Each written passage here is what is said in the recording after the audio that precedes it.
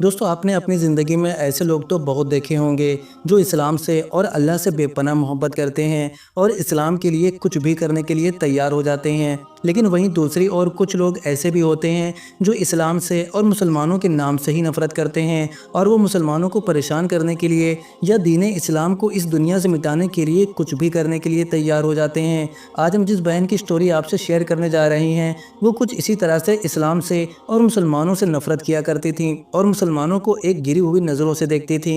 लेकिन फिर अल्लाह ने इस बहन के ऊपर ऐसा करम किया कि ये बहन जो पहले कभी इस्लाम से और मुसलमानों के नाम से नफ़रत करती थी, अब वही बहन दीन इस्लाम पर चलने के लिए अपना सब कुछ कुर्बान कर देती है। इनको इनके ही घर से तने तनहा अकेला निकाल दिया जाता है। इसके बाद ये किस तरह से गुजारा करती हैं जी आप इस वीडियो में देखेंगे। और आपको बता दें कि इन्होंने इस्लाम के लिए इतनी मेहनत करी कि इनके हस्बैंड भी और इनके बच्चे भी आज मुसलमान हैं और वो इस्लाम की तबलीग कर रहे हैं। तो दोस्तों आज की ये स्टोरी बहुत ही इमोशनल और बहुत ही ईमान अफरोज़ है। आप इस वीडियो को लास्ट तक पूरा देखें और अगर आपको हमारा काम पसंद आता है तो हमारे चैनल को सब्सक्राइब करिए, वीडियो को लाइक करिए और इसे जितना हो सके उतना शेयर करिए। अल्हम्दुलिल्लाह मैंने दीन इस्लाम आज से कोई 6 साल पहले कबूल किया। मैं ज़रूर ये कहना चाहूँगी कि मेरी इसमें कोई चाहत शामिल नहीं थी। बेशक ये सिर्फ़ और सिर्फ अल्लाह का करम मेरे पे हुआ है, क्योंकि मैं ऐसी लड़की थी कि जो इस्लाम को स्टडी ज़रूर करती थी लेकिन कभी इस्लाम को इस नज़र से नहीं देखती थी कि मैं इस्लाम कबूल कर लूँगी कभी। मैं हमेशा ये सोचती थी कि मैं इस्लाम खालिफ कोई ना कोई एजेंडा, कोई ना कोई इस्लाम खालिफ बात ढूंढूँ।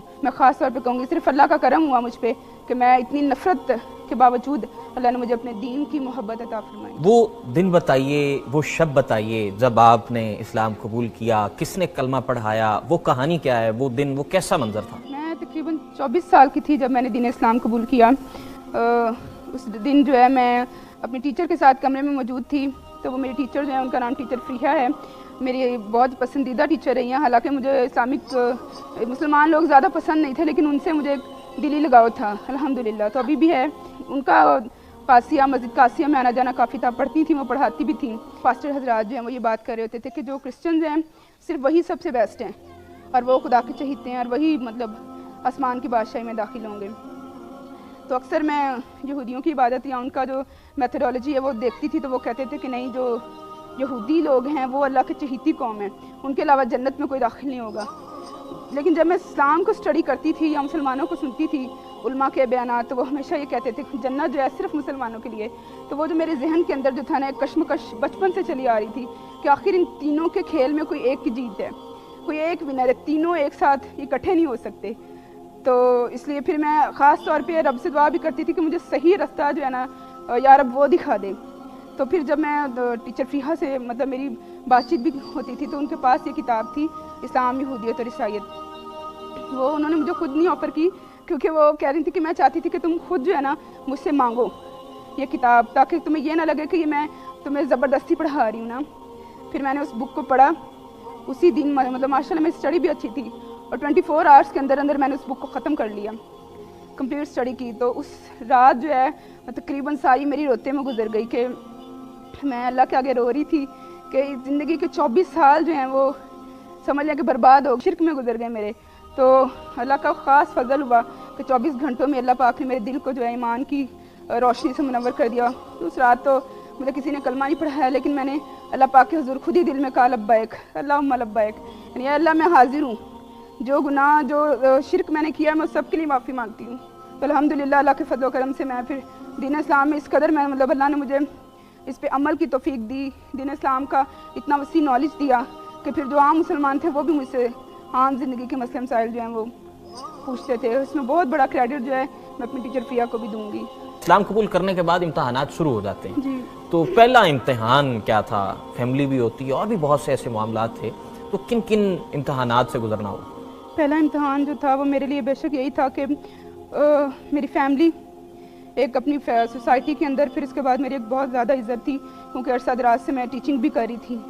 तो एक क्रिश्चियन फैमिली, एक मोअज़्ज़ज़ फैमिली के तौर पे हमारी फैमिली जानी जाती थी।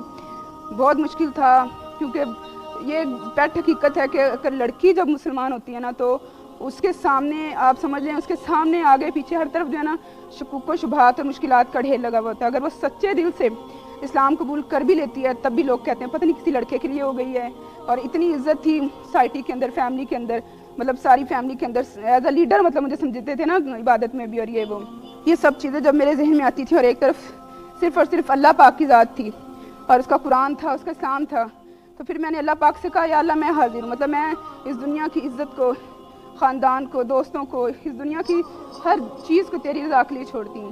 پر الحمدللہ بفضل الہی اللہ پاک نے پھر مجھے اس سے کہیں زیادہ نوازا، الحمدللہ میں بہت خوش ہوں۔ یہ بات میں نے ڈسکس نہیں کی اور آج تک کبھی میں سامنے لے کر بھی نہیں آئی ہوں، لیکن آج میں بتانا چاہتی ہوں کہ میری فیملی جو ہے بہت کٹر ہے، کرسچینٹی میں نا بہت کٹر ہے، ایون کہ میں خود اتنی کٹر تھی کہ میں نے زندگی کو 24 سال، جھوٹ نہیں بول رہی ہوں، 24 سال تک میں نے لفظ اللہ استعمال ہی نہیں کیا، مجھے بہت نفرت تھی اس لفظ سے نا۔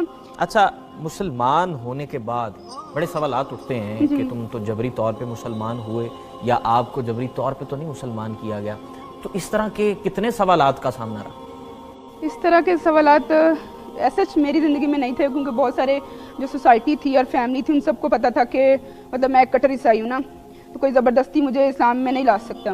اس میں میں نے پھر بہت سارے لوگوں نے جو ہے نا شکوک و شبہات بھی ظاہر کیے کہ ان کو زبردستی اسلام قبول کروایا گیا، لیکن میں آج سب کے سامنے کہنا چاہتی ہوں کہ میں نے کسی کے کہنے پر اسلام قبول نہیں کیا، مطلب میں نے اپنی مرضی سے دین اسلام قبول کیا، اور اسلام میں جبر کا کوئی کانسیپٹ ہی نہیں ہے۔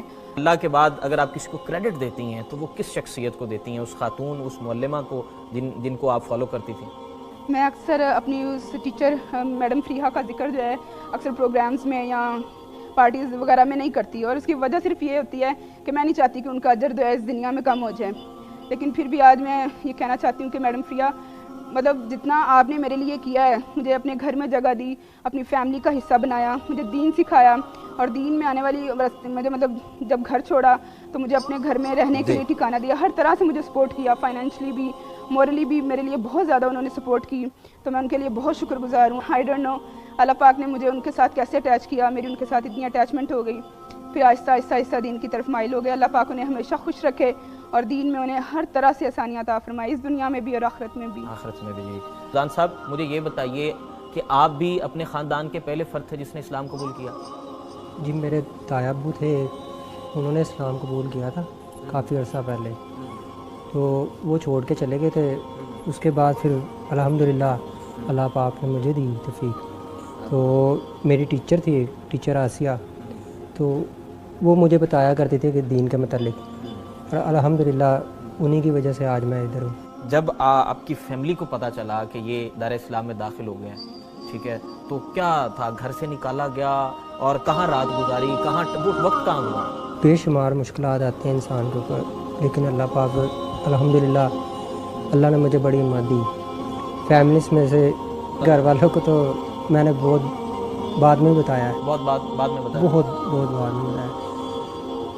میں نے راتیں بڑی باہر گزاری ہیں دین کے لیے، کہ مجھے اللہ کے قرب چاہیے تھا کہ میں اللہ کو حاصل کر لوں بس۔